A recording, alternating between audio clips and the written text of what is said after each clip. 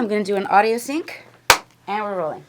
This is Joe Galloway conducting an oral history interview with Michael Story on February 27th, 2020 at 8:30 a.m. We are located at the Atlanta History Center in Atlanta, Georgia.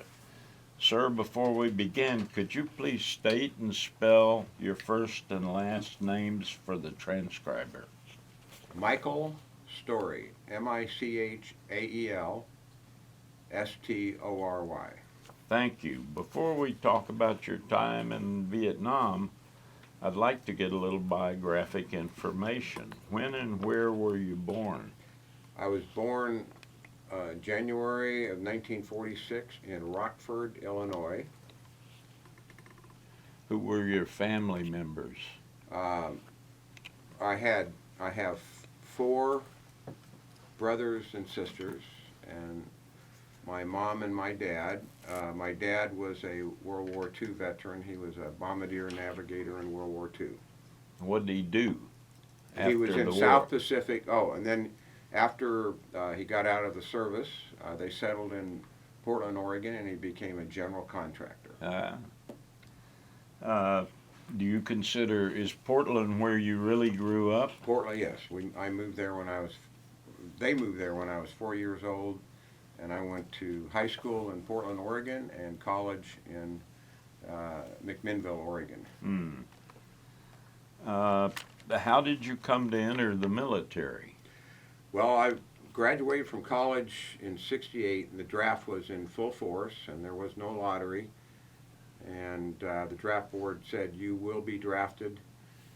And we got to talking, and they said, but since you're a college grad, if you want to get in the queue for officer candidate school, we can do that. So they delayed my draft out of college from June until October, got me in the queue for officer candidate school after basic training and AIT, which took place at Fort Ord, California. Right. And then I went into Fort Benning Infantry Officer Candidate School.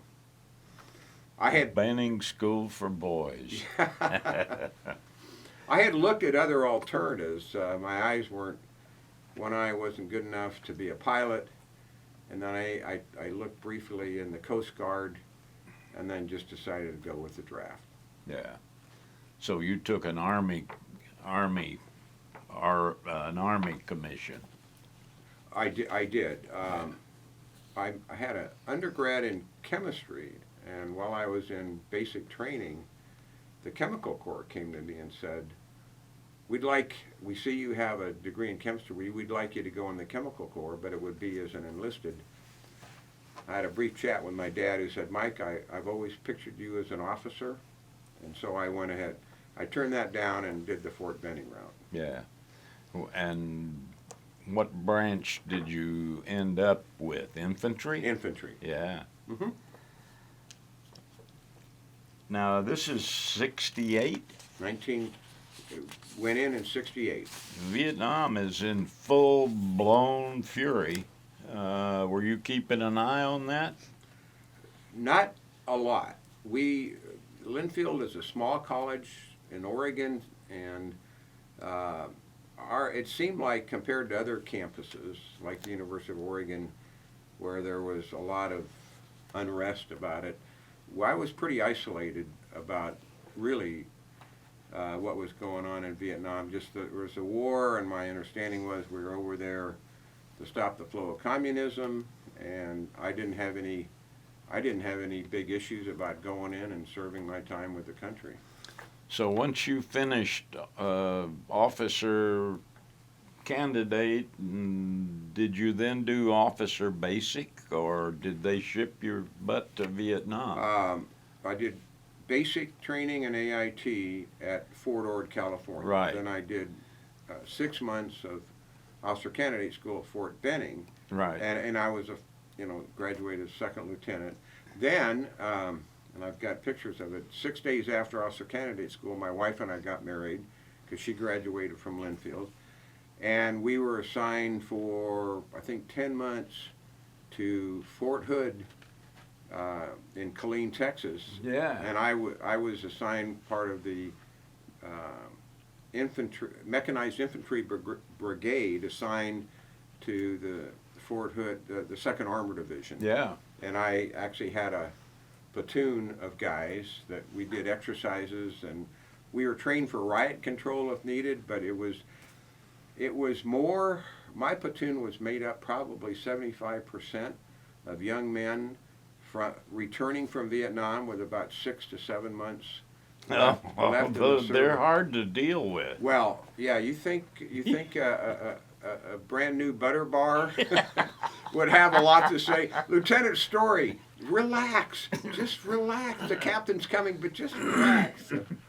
Yeah, but great guys from all of the different infantry brigades and battalions and divisions that were there.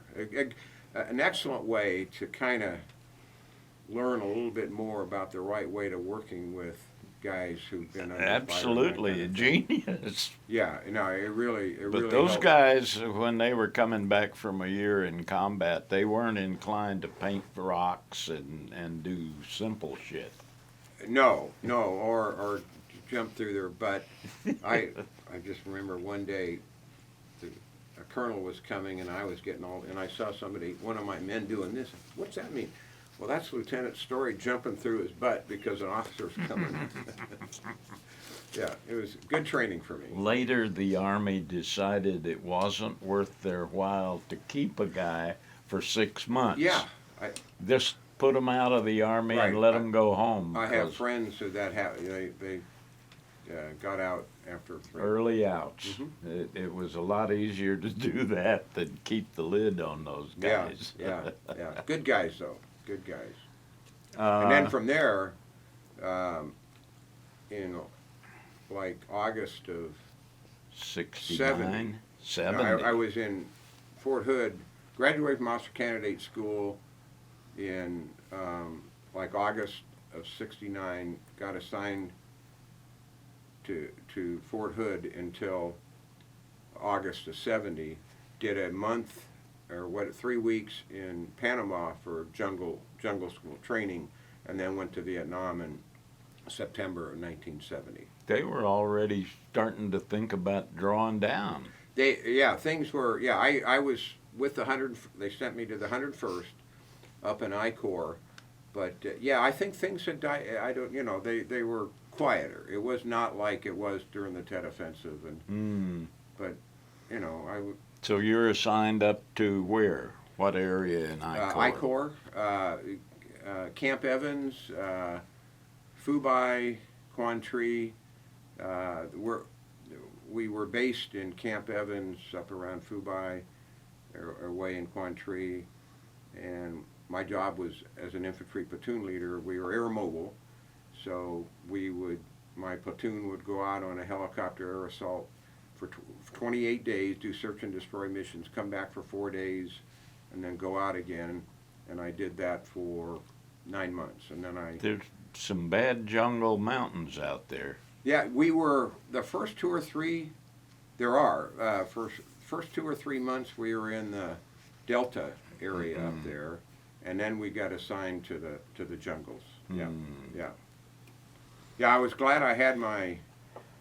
You can record that. I'm glad I had my Panama experience, because you really, they can't hardly train you at Fort Benning on what it's like to navigate in the dark in a jungle. Yeah. Where you think you've gone 10 miles and you've only gone 1 mile, and so it was great training. Yeah. I thought in Panama in the jungle school. How did you go to Vietnam, and where did you land? Well, I shipped out of the West Coast, and I can't remember. Seattle or San Francisco? San Francisco. Yeah. And we landed in Saigon. Tan Son Nhut. Tan Son Nhut. And then from there I got flown up to Da Nang, I believe, and from Da Nang, I think from Da Nang it was north into Hue, Phu Bai. Yeah. They took me up to the headquarters. So. What were your living conditions like?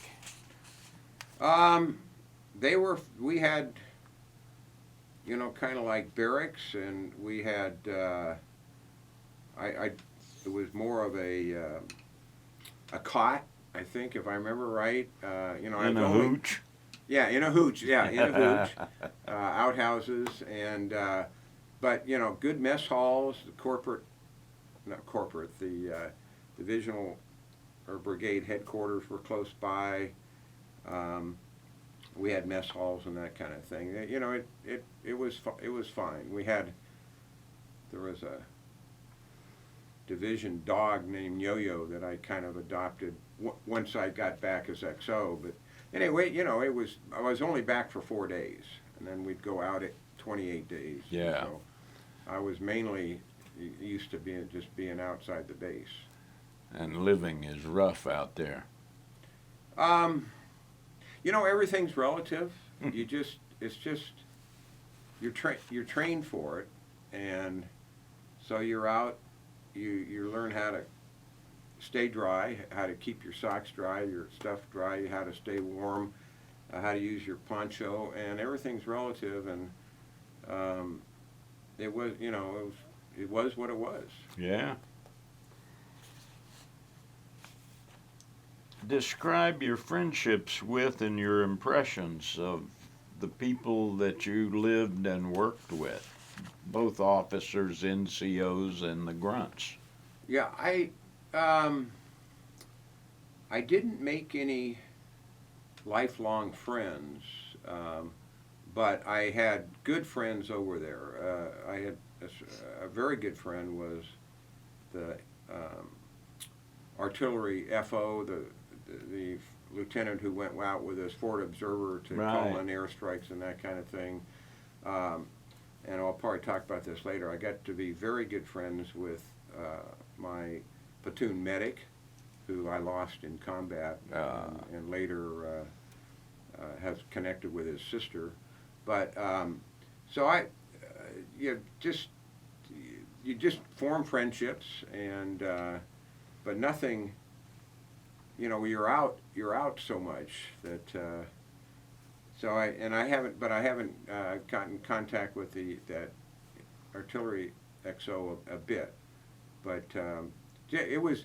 I've got pictures of me throwing a football. The 4 days throwing a football. One was boxing. I was looking through the pictures, but you know, things, just having fun with the guys. Yeah. And the 101st was very strict about things like not going into the villages. They were off limits. So you know, when you were back, you were at the base. You didn't go off to no, the boom boom parlors. You did not. I think there was a Bob Hope show that came in one time, and we all went to that and had a good time. But you stayed on the base in your headquarters. Back home, there's a lot of anti-war demonstrations, race riots, a lot of turmoil. Does any of that come over to where you are in your platoon? For me, no. I was isolated by it. My wife and I would talk, and I'm trying to remember the radio system that Mars. We would talk, you know, maybe once a month when I was back and that kind of thing.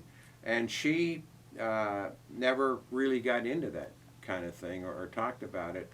And so, and we were somewhat isolated from the real world and that kind of thing. So it wasn't until I got back that I think I picked up on that kind of thing. But it didn't overflow into my platoon or affect mission or morale or anything like that. Yeah.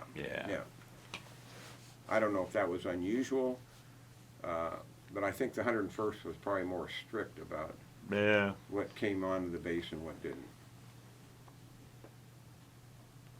What'd you do for recreation off-duty time when you were back those 4 days on the base? I would read a lot. Like I say, we would. I think we organized a little bit of tag football games. I can't remember if there was a ping pong table. but you didn't go off base into the villages, and You got to entertain yourself. yeah, go to the PX and see if there's a latest watch you could buy. But What were you reading then, if you remember? oh gosh, I cannot recall that. Probably if I was reading, it would be mysteries and that kind of thing. But Can you describe the quality of the leadership in your unit as high as you could see it as a second lieutenant? good. I had two captains. One came out of West Point, and they were respectful and decisive, and seemed to know what they were doing. And I was not that exposed that much to the brigade. Higher command. Yeah, no, but my captain and it seemed, I think I may talk later. I began to wonder if we understood our mission over there. It didn't feel like after a while we were fighting to win. We were something had changed, but I never lost respect for the people who were running the show. Yeah. So,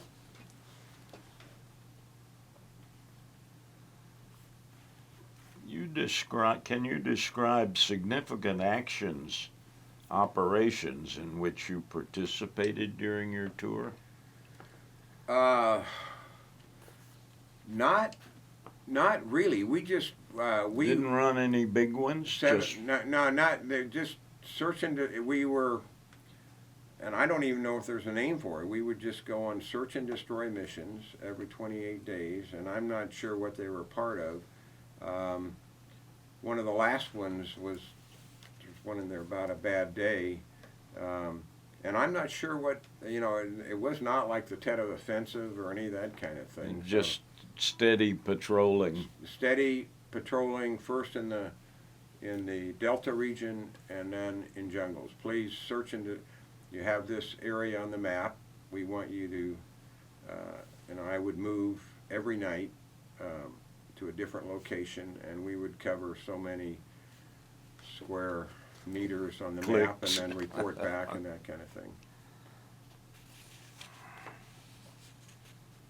So no issues with the leadership. Yeah. Let's talk about your most vivid memories. Describe the worst day you had during your tour. Okay, you probably get some interesting answers on that. I had one day on a search and destroy mission where we walked into a booby trap ambush, and I had in my platoon about 22 people. I lost 6 of them. One killed, and the other 5 wounded severely. Yeah. Maybe a leg or testicles or something like that. And the man I lost was my medic. Your friend. Yeah, my friend. So just go through the whole medevac procedure and going through the loss, and then for the next, until we replenished, and just thinking about that many people lost, and it was my platoon. There was no other day that compared to that. Yeah. Because the action, we talked earlier, the action had kind of lightened up. We maybe we saw contact maybe every 3 times out or something like that. Just very and sometimes it would just be a brief firefight and then they'd be gone. But this was, I think I had a couple guys slightly wounded before, but that was the bad day. Bad day for sure. Yep.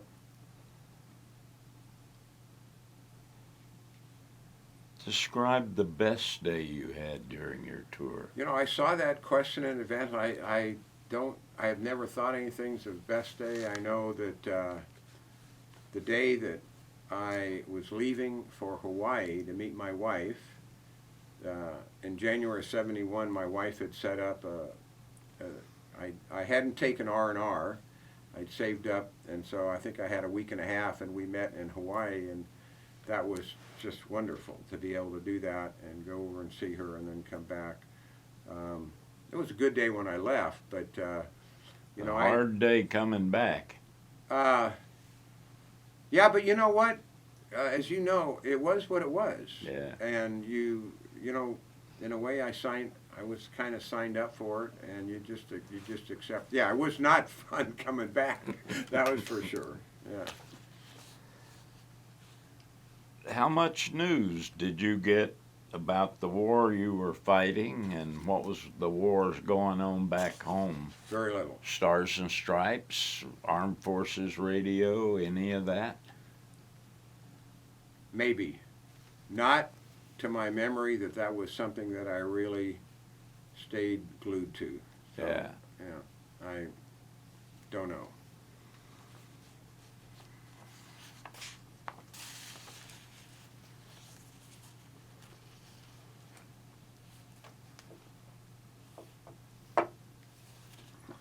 Tell us about going home at the end of your tour.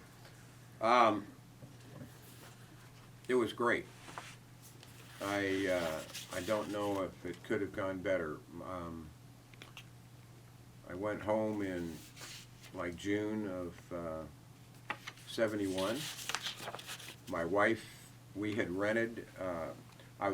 Had been accepted to grad school at Oregon State University for a master's in chemical engineering, but I had 3 months till I had to go down there, so we rented a house on the coast, and I knew I needed to be isolated for a little bit. I just didn't want to jump back, and so my wife and I stayed down there. Her sister was actually working in a play in a house down there, and so she was with us. But it was and then friends would come and visit. But it was a great way for me to get back with Garland and just kind of integrate myself back in society and all that kind of thing, and it worked well. Before we get you out of Vietnam, Yeah. Did you see or use any advanced cutting-edge technology of any sort? Not really. Just Not really. old-fashioned combat? Yeah, right. Artillery support, fun to bring in the gunships and, all that kind of thing. And occasionally we actually, one time we had Air Force fighter jets come by, but nothing cutting edge, at least for my platoon. Yeah. Can you describe the holidays? Christmas, Thanksgiving. You mentioned the Bob Hope show. Yeah, I'm not sure that was holiday related. That was fun to go see and be entertained that way. But he always made a Christmas tour. Okay, well maybe that's where I was then, the Christmas tour. Yeah. Okay. Yeah, that was a lot of fun. That was a very bright spot to be able to do that and be Who was entertained. his dancing star at that show? I don't know. I've actually got. When I went, it was I've got a picture in one of the. Joey Heatherton. Wow, good memory. Yeah. I Joey took about 200 pictures from the front row. Wow. Yeah. Yeah. Yeah. Still have them. Good for you. Good for you. Yeah, Thanksgiving, Christmas, I don't know, they all kind of ran together. I don't have any special.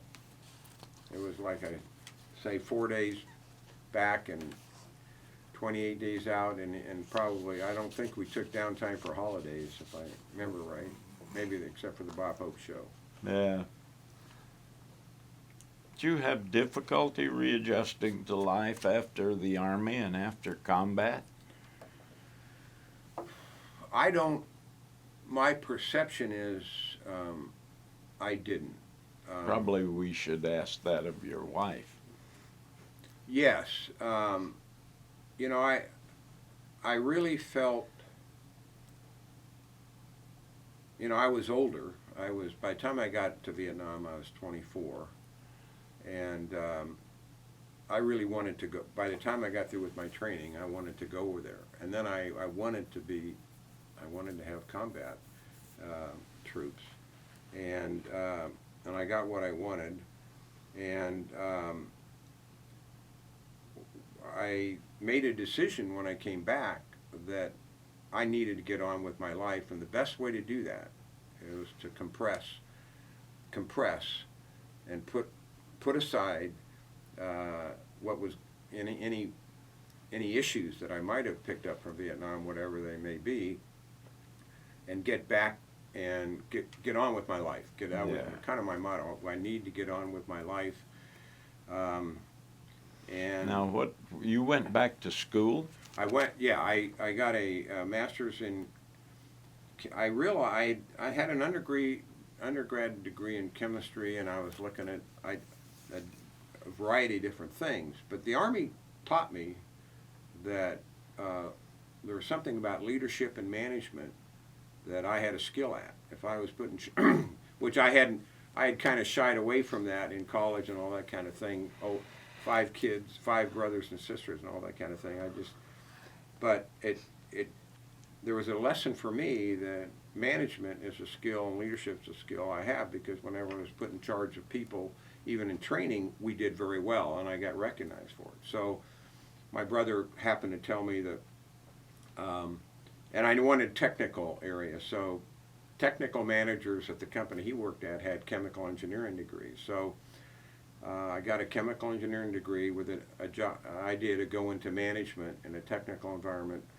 I got my master's in chemical engineering from Oregon State, and then Procter & Gamble came and hired me to run manufacturing systems for them, starting in the plants.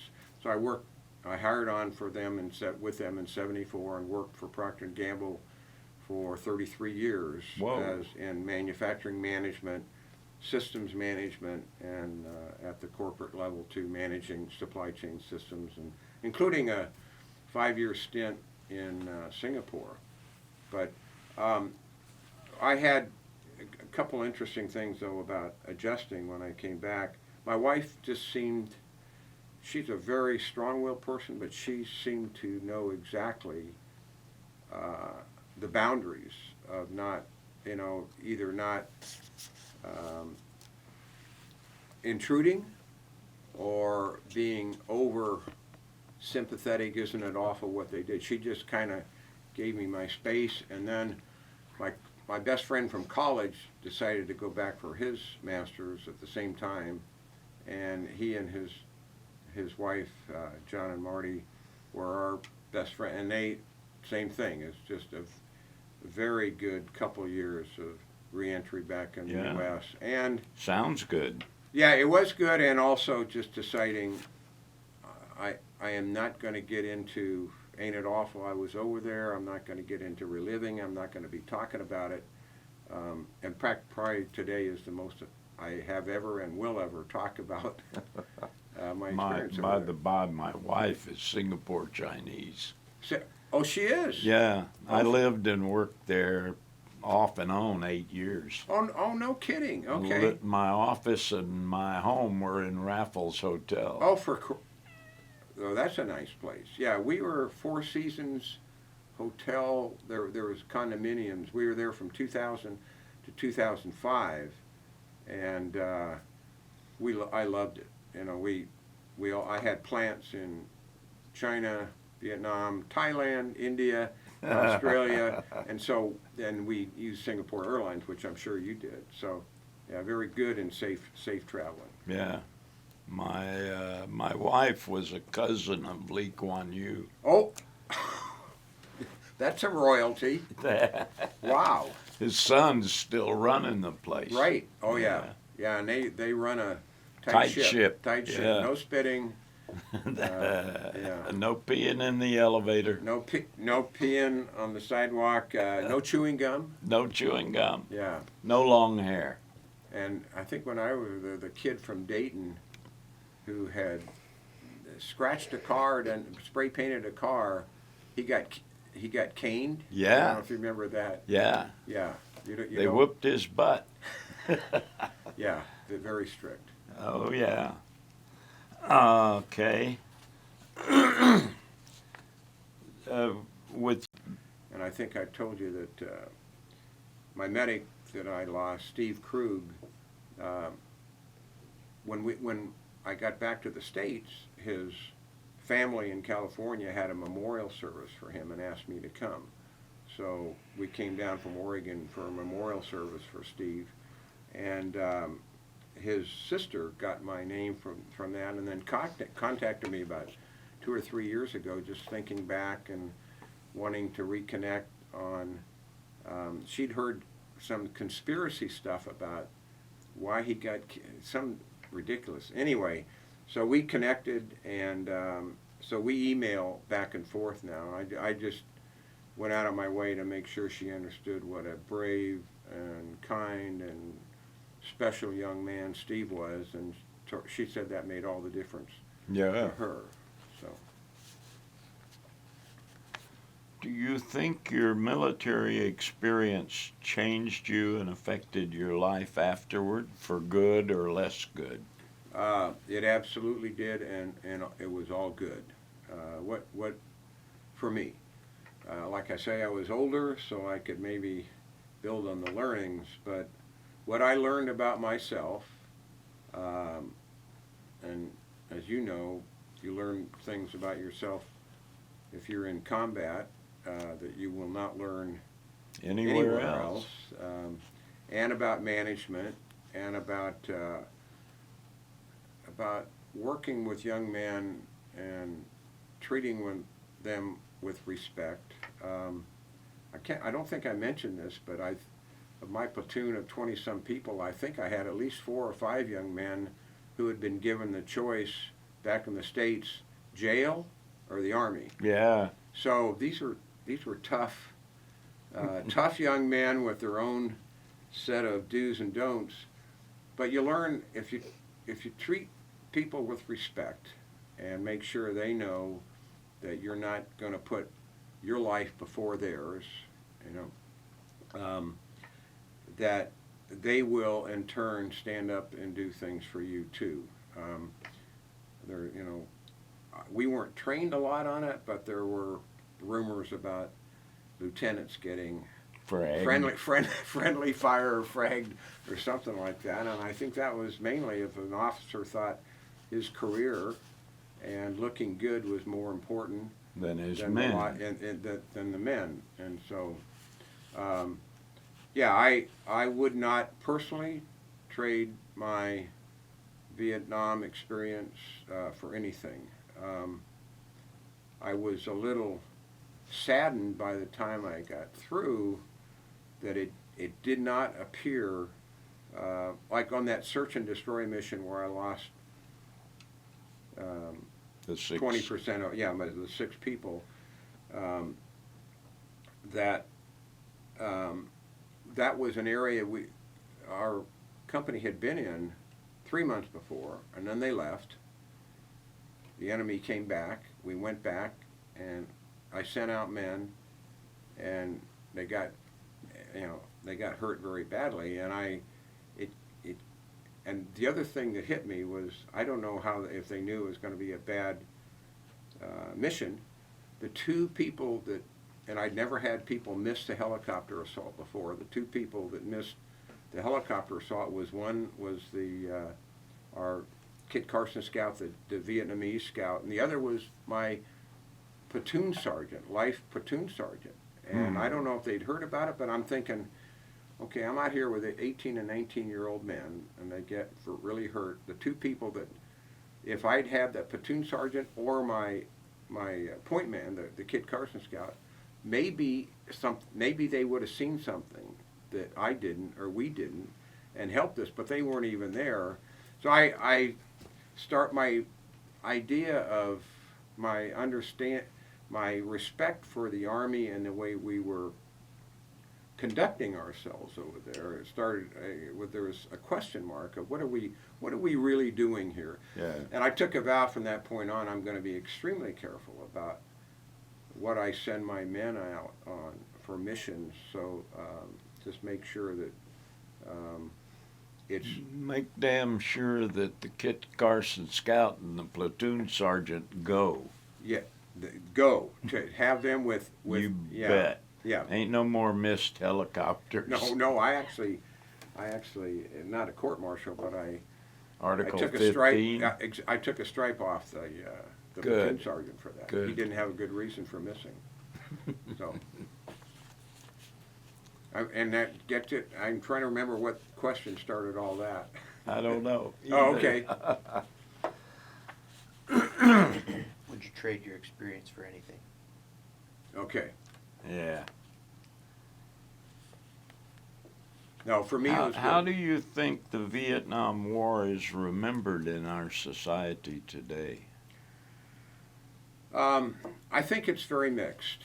I know it's very mixed. I'm a member, how I got into this, of the Atlanta Veterans Business Association, Vietnam Veterans Business Association, and there's a real strong core people there who think back on the war of it was a good thing and we were doing all the right things and well fought, and then there's there's the Ken Burns, there's the, I think the more major feeling was, did we really need to be there? Were we really doing any good? And did we end up, getting out of there, losing an appetite for war, and then just abandoning the mission that we were on? So I think overall, I think America looks back and say, Wasn't worth 58,000 dead Americans. 58,000 dead Americans, and That's a hell of a tuition to pay. yeah, and trying to make sure you knew what exactly you accomplished for that. Yeah. Yeah, and there's also somewhere in there is a huge lesson. War, war is hell. I mean, you anything goes in war, and I'm a Republican and I was a veteran, but I was in Singapore when the Iraq War was starting to raise its head, and I remember thinking, okay, they're going to weapons of mass destruction in Iraq, and I was thinking, oh my God, we're about ready to send troops into war, and I've been there. Are there really weapons of mass destruction? I thought that, and I was asking that question, and there weren't. And there were not, and and it's like, And what is my team at Knight Ridder Newspapers, 4 of us, they called us the bad boys. We challenged that. Well, see, And nobody paid attention. yeah, well, good for you, and like if you've been there and I've been there, what you can never get by is the loss of human life and the suffering from being in war. So War is the last card you play. Yeah, and we go into it first if play. war is necessary to save then fine, we'll do it. We've been in war, but for God's sakes, if it's for some political reason, what's wrong? And it looked like the Vietnam War turned more political, and Iraq, there was certainly a political motivation to go over there and wipe out Saddam Hussein or whatever. So you just learn war is horrible, and you don't want it unless you absolutely have to do it to survive, save, that kind of thing. So that's a long-winded answer to your question about how does America look back on it. Yeah.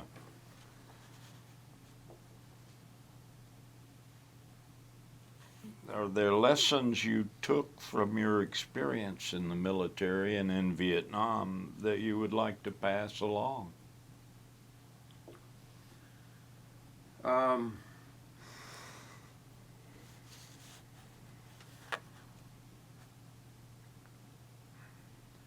We just touched on one. One was, of course,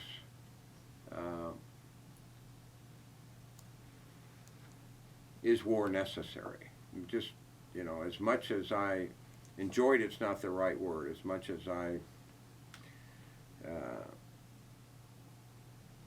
liked being part of the military and the war effort and all the learnings I had, is war. How long have we been in Afghanistan now? 18, 19 years? Yeah. Is it? Seems we learned nothing from Vietnam. Well, you wonder. You wonder, yeah. Vietnam and just, we're probably still losing a few people now and then. But just question whether war is the right resort. I'm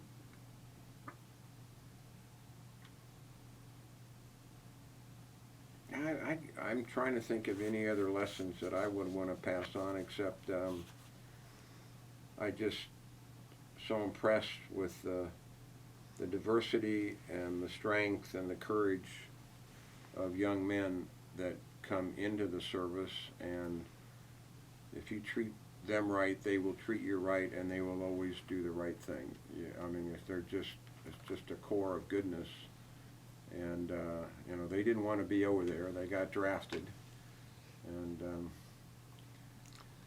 is there anything that I haven't asked you that you'd like to talk about before we close out here?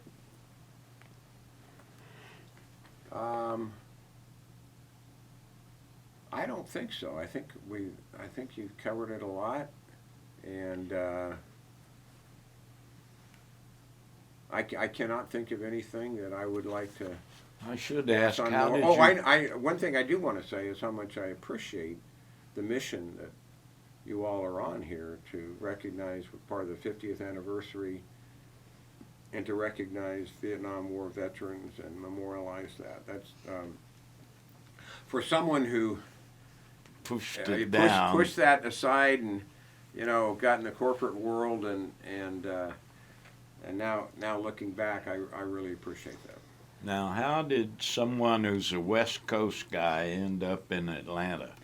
Well, a couple different ways. One was my job took me. I started in Sacramento, a plant, moved to a plant in Ohio, then moved to a plant in New Orleans, then went to the corporate office in Cincinnati, then Singapore, and back to Cincinnati. So my job took me all over.